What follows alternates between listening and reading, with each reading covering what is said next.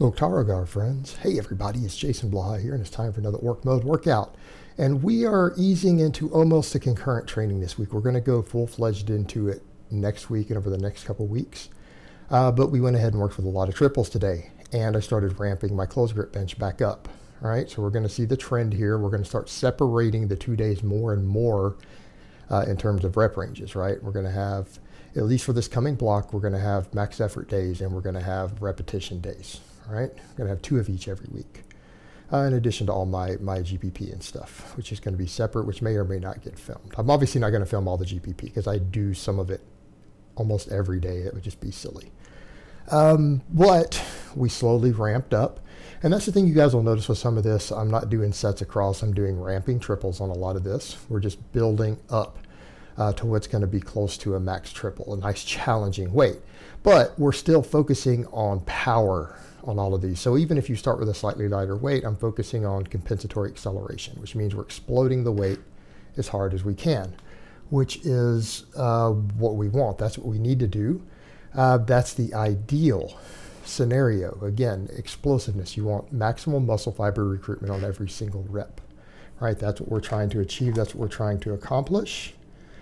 But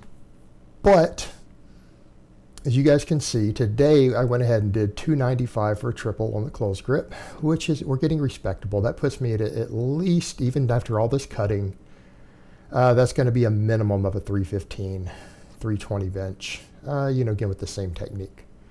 Right? So we got a triple with that, and it was relatively easy, nice and fast, nice and explosive, maybe left a rep in the tank, right?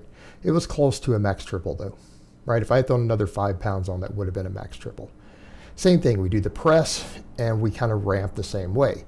Started relatively light, 155, right? Did a nice triple with as much explosiveness as I could generate.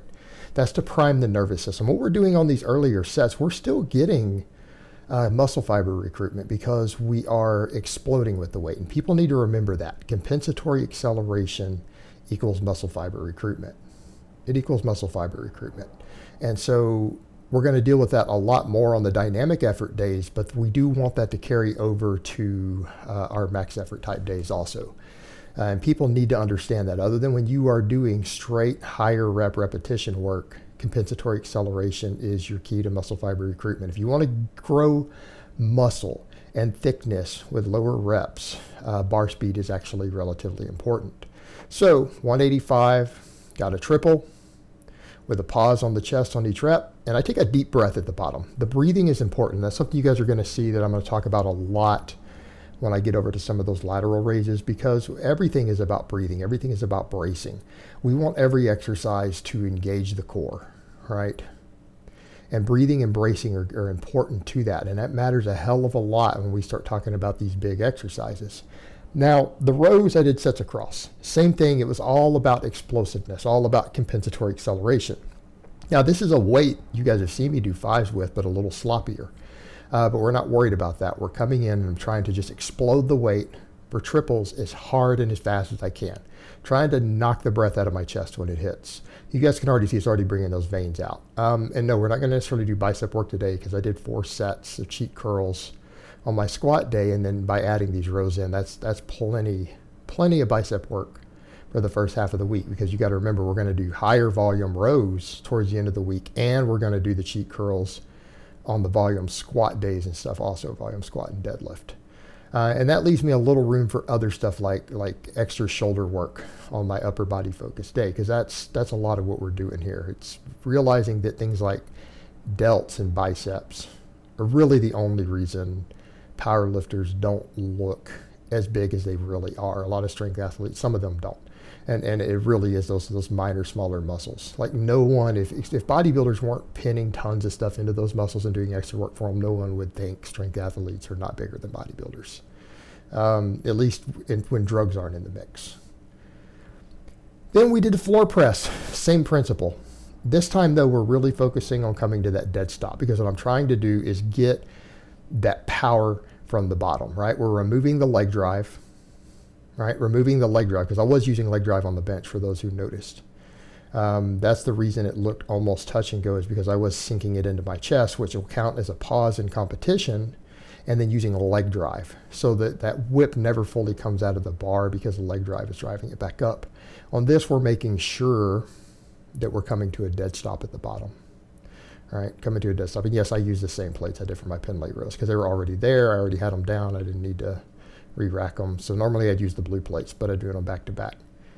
And so I just ramped this up slowly. Yes, it was minor jumps. It was 5-pound jumps, all right? 5-pound jumps. And then the final one, I think 275 for a triple, having not done this exercise in just a little bit.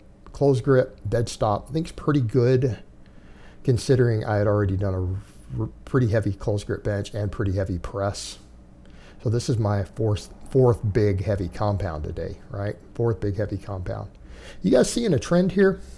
You guys are going to notice I am going to promote doing some smaller work, but you're going to see a pattern here. I don't ever advocate doing more than one smaller exercise in any training session.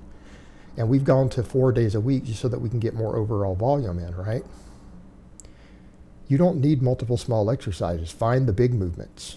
This is your bread and butter. This is how you build thickness. This is how you build size. This is how you build strength. These big movements.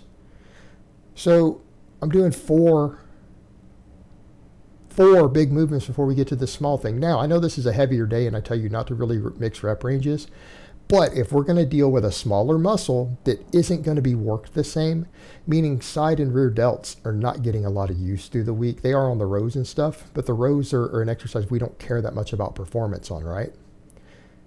We don't care as much. And I notice that when I do the press, my delts really feel like the weak link in it. They feel like the weak link.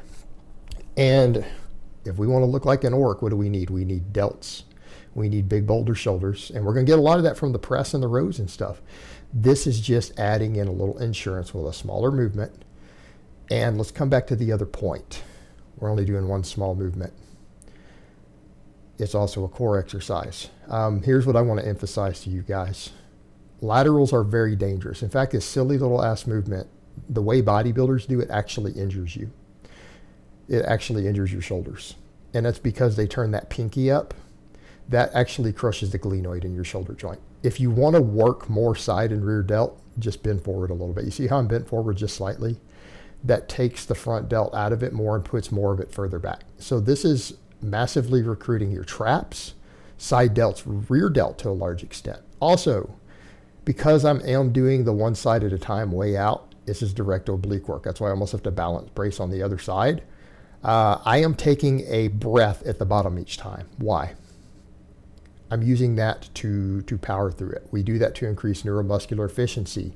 Breathing and bracing affect strength. And if you can do that and focus on bracing and starting with a full breath, even on these little minor movements, it will carry over to your bigger exercises. So this is a core and an oblique exercise for me. Now, one of the things you guys are going to notice, someone had noticed in an interview done with me, they're like, why do you look so much leaner than you do in that versus the GoPro? You guys do know I'm using a fisheye lens, and that's something I should have clarified to people. It does make it does make my hips and my stomach and stuff look a bit bigger because of the fisheye lens and where it's set than they actually appear. So as you guys saw in that of me out in the sunlight in street clothes with a camera on me, people are like, wait a minute, your waist looks smaller, your traps look bigger, you look leaner. Yeah, it's like, because guys, I'm doing the fisheye lens on the GoPro is the only thing that works for filming training in a smaller bedroom. It's what I have to use. I can't use a normal camera for this. So it does, I'm sorry, it does affect proportions. Maybe that's something I should have clarified to people. Yeah, you guys can see from my arms and legs and stuff, though, I'm getting quite a bit leaner. I'm definitely getting quite a bit leaner, and I've got a long way to go. You know, we need to drop down leaner. People say, how lean? I'm probably going to go down to 10, 11% body fat. Why not? Now, I'm going to take my time doing it because I'm not in a hurry. I need to get strong. I need to gain muscle in some certain places, so we're going to recomp my way down, right? And that's what the orc mode is going to be all about. It's going to be about big, heavy compound movements, concurrent periodization to build a strength base, and then using that strength and that neuromuscular efficiency to take a few smaller movements and fill out a couple of weak things, you know, things like biceps, some side delts, right? And we're going to be orky.